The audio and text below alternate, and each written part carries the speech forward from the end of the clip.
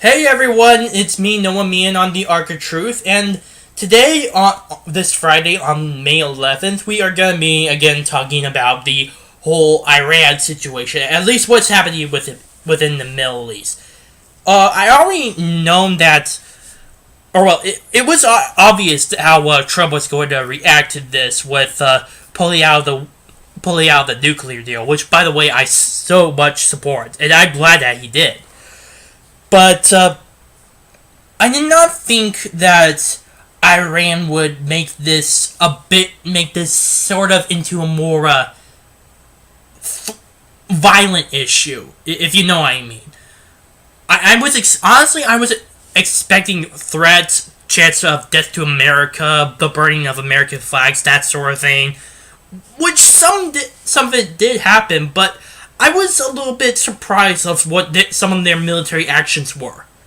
Now, as we already know, the Golden Heights is currently, at least jointly occupied by both Israel and the United Nations, which was a territory gained from, I think it was the 6-Day War, but I cannot be sure. I'm not really I'm caught up with in terms of Israeli history, especially Israeli military history. So I would like it if someone would fact check on me on that. But to continue on, Iran, at least contingents of troops in Iran from the elite Quds force, launched at least 60 Scud missiles at the Golden Heights, very, very close to Israel. This was while obviously this attack was directed by Israel, it was a message to the United States, because they didn't really like the fact that this whole nuclear deal was this whole withdrawal from the nuclear deal was happening. Honestly, it kind of puts them in a much bigger spotlight, and not in a good way, especially after this. Because with the Iran deal, there was this this whole weird agreement that I still can't believe that we supported, by the way, under the Obama administration, that Iran would no longer develop a nuclear missile. Now, after the fact that Israel presented some sort of intelligence to the United States, and that we withdrew from the nuclear deal, they just decided to go on this retaliatory attack, or it wasn't really an attack. It's more of a threatening action. That was pretty much what it was. Now, fortunately, Israel's Iron Dome defense, which is basically a missile defense that's spread out in a sort of a right. I can't really determine how the Iron Dome works, but I do know that it is meant to intercept missiles, especially coming from its Arab neighbors. So what happened was that all these missiles, which by the way came from Syria, where there were some of the Quds forces that were aligned with Iran, they managed to at least attack intercept some of those missiles. I don't know how many of the missiles they managed to intercept, but I'm pretty sure it was a good amount. But yeah, the Israelis did not take this very kindly, and after what happened, they decided to launch an airstrike on one of the bases currently occupied by the Iranians, and destroyed a few missile launchers, to be exact.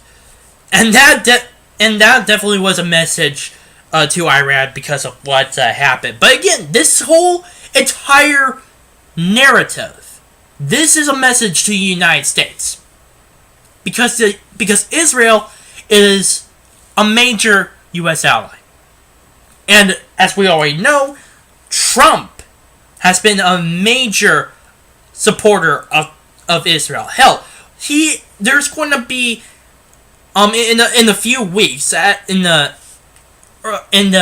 late May, where we're going to open an embassy in Jerusalem, and a lot of the Arab world hates that.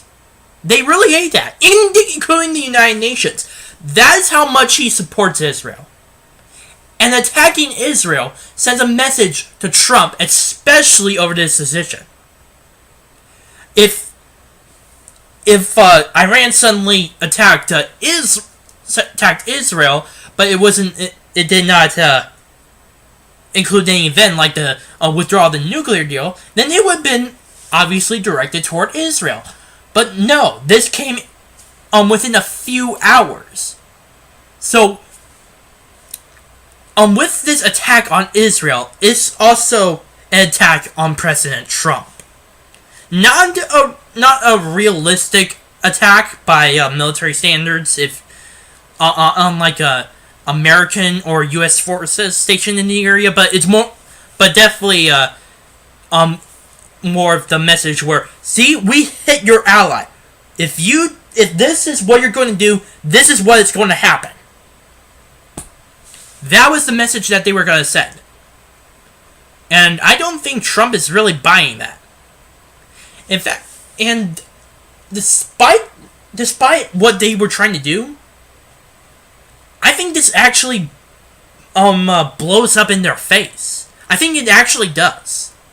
And I'm not just talking about the whole or message with Trump and trying to get him to bend or anything. I'm talking about towards the international community.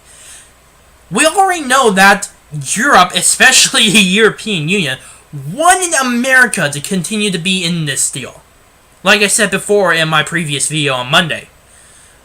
But now, especially with Iran deliberately launching missiles from one of their own bases in Syria at Israel, this is definitely going to be a major turning point. I'm not sure if they are actually building a nuclear weapon or not. If they are, now it wouldn't surprise me because of how zealous Iran is, especially with their whole theocratic regime.